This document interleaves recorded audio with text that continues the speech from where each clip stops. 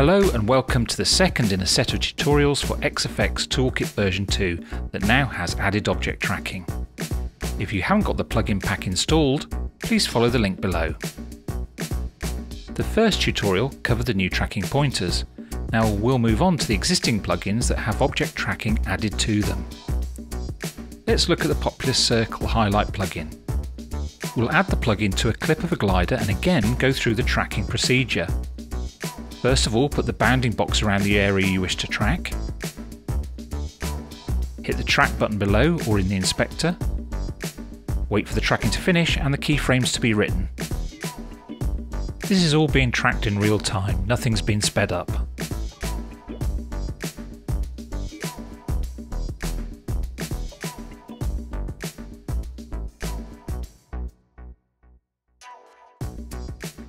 Then toggle from track to edit template mode to configure the plugin. Just a reminder, all the plugin tracking instructions can be found at the top of the plugin in the inspector. I'll move to the center and now you can see I can grab the OSC and move that because we're in edit template mode to where I want. Hit play and that should follow the tail. Perfect. Now you can see there's build in and build out. Those are for the fade. As you see, we have the fade here at the moment. I can turn that off and it can just be a cut. Or if you have the fades on, then the fade speed will actually come into play. And if I pull that right down to kind of just under 3 frames, you can see that comes on really quickly. But by default, it's on about 20.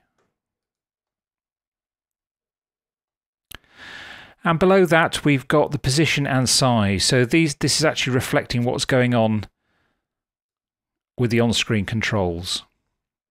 The invert mask I'll actually leave just for a while. We'll come back to that. Actually, is really quite cool, so I'll show you that a bit later.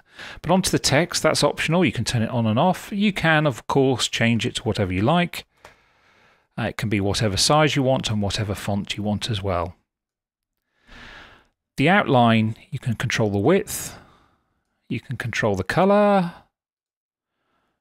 Yeah, you might not see that too well, the red, so let's leave it with white. And the opacity on there as well. Let's leave it at 100% just for the moment. Now, when the fade comes in, you'll see the background's dimming. That's because we've got the dim option actually toggled on here. And you can slide this to wherever you want. You can go right to dark, dark if you want to.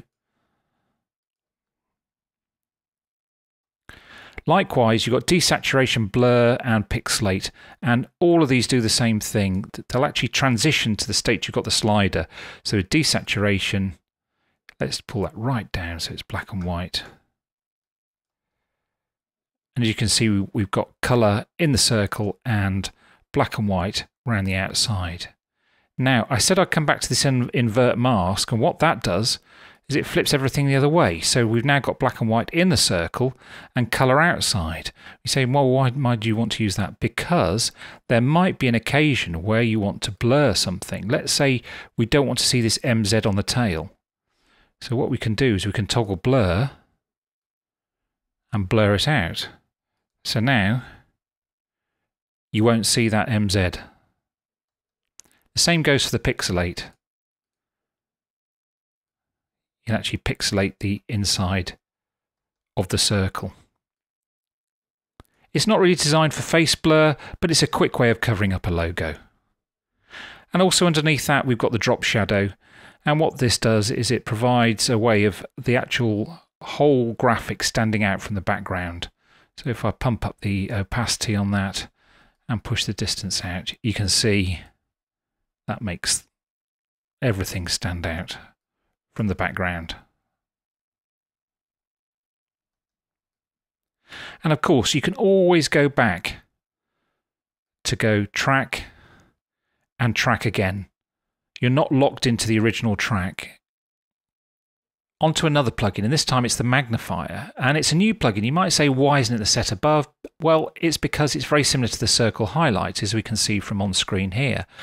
But if I actually move the OSC, you can see there's a bit of a magnification going on. And if I place that on the MZ, which I tracked earlier, I can actually blow that up and then do a really good magnify And there you can see that's absolutely pixel perfect on there. You can actually go, keep this going and go bigger. How about that? Even better. Look at that. That is a great bit of tracking on there. Now, it hasn't got the invert mask, so you can't flip everything the other way, but it's got all the other bits. You can adjust the text, you can adjust the dim level, desaturation, etc. And of course, you've got the build-in, build-out, and the fade speeds. So it's very similar to the circle highlight, but it hasn't got the invert mask. Next up is the arrow highlight. Now, I've already done the tracking, and I track the tail again. Make sure I'm in Edit Template.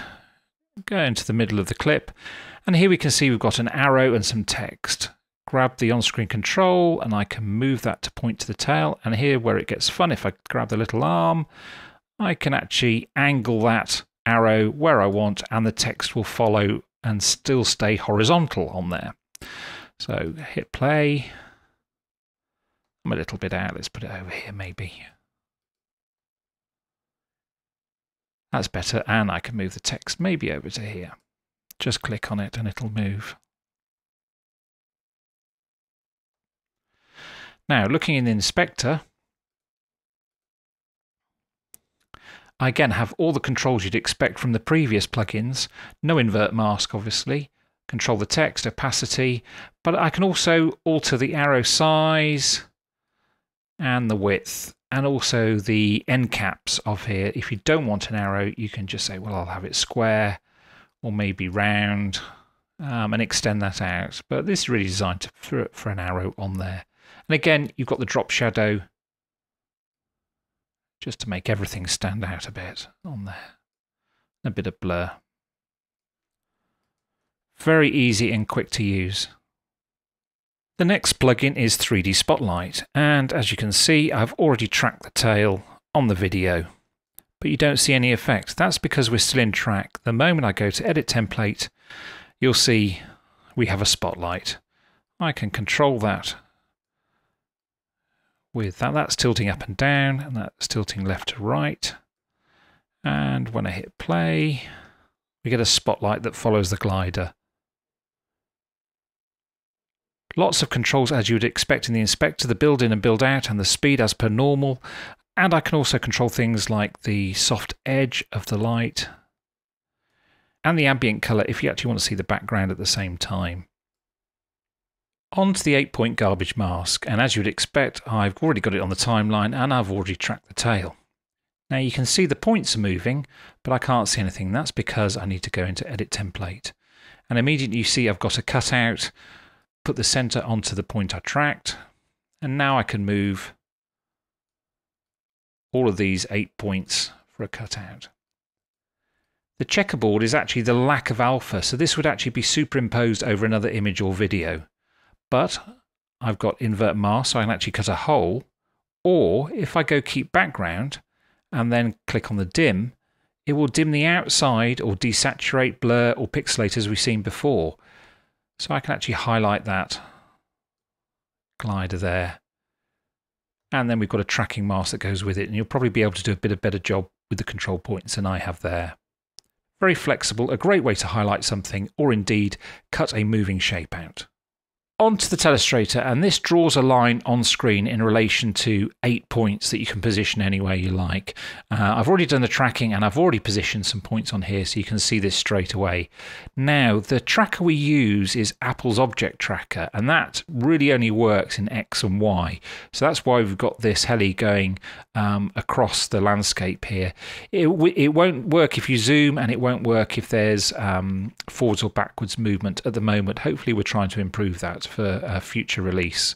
But if we just look at this, we can see the line going across. Now, you might notice there are no build in and build out controls on here, because you might want the hold of the line to last for quite a long time, not just the maybe 30 frames of the build out.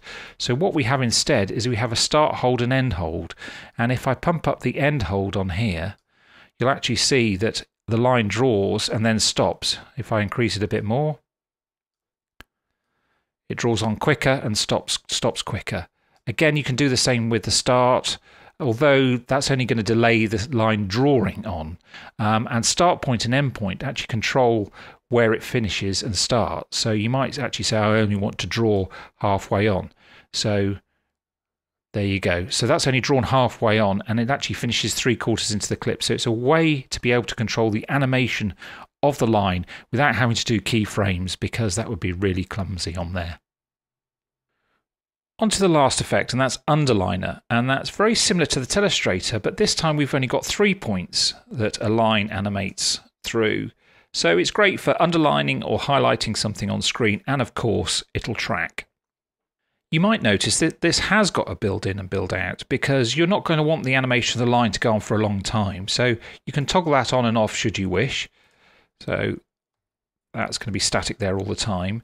Or you can vary the draw on speed and draw off speed. So at the moment that's 30 frames, but I can bring that down and have it come on a lot quicker than that. Again, if you stretch this clip out, because we're using the build in and build out, there'll still be the same speed animations and the effect will expand in the middle. But if I don't want the line to draw on, if I want it to be there all the time but just fade in, by pushing these down to 0 and then adjusting the fade in and fade out speed, I'll have the line fade in and fade out on there. As you'd expect, we've got controls for opacity, the line color, the end cap, so you actually could make an arrow on the end if you really want to. I'll leave that on round. And also we've got a drop shadow, so it stands out from the background, although you're not going to see that on black there. So please check out the 6 plugins that have had tracking added, and also check out the new Magnify as well.